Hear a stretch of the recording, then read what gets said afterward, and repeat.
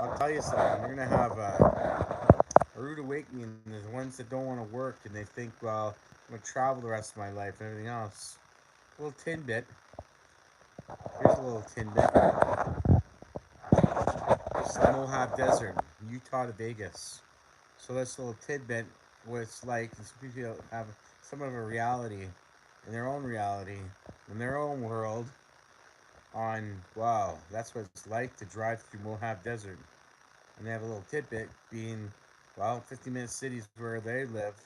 That's all they can afford is get to A to B, to get their groceries, get whatever they have, sustain themselves, but still have somewhat of quality of life and meet some standard and have a big screen TV in their house and in the future. And I'm gonna go to Japan from France. They'll have like little tidbits of travelers that go to through these areas of the world, and that's how they get there to and from. And they can have a little reality of what's like virtual reality in front of your tube, your big screen.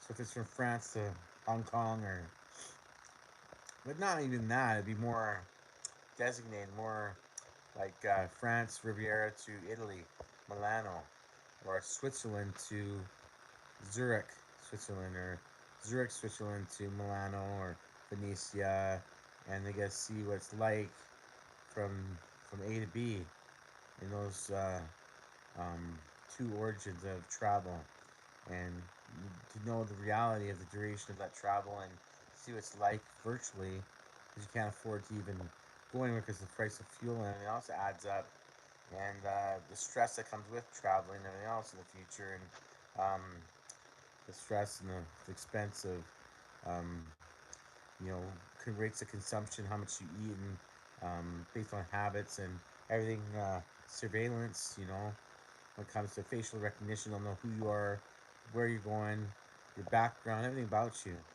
on a rating system, and then they'll rate you on how you travel, the habits of traveling, what you buy, what you do with your time during the travel.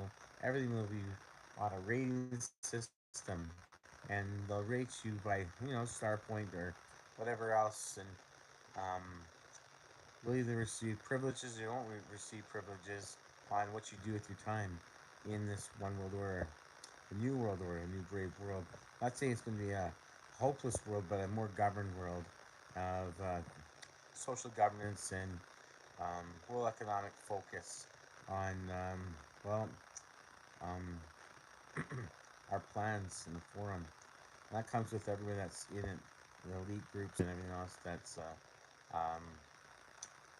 part of the world elite. That's part of the masterminds of the world elite that are going to start creating the world we see.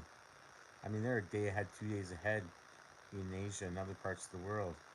Now, stay connected. It's only get, next 4 years is a trialing time, but a time to be grateful for what you have, and to know that innovation is going to take the place, and it's going to take precedence, and it's going to happen, and we're going to have to really buckle down and learn value systems, learn how consumption rates work, and how to be grateful for what you have. Because it's going to be a work world. Nothing's free money with strings attached to universal income. Catch my drift?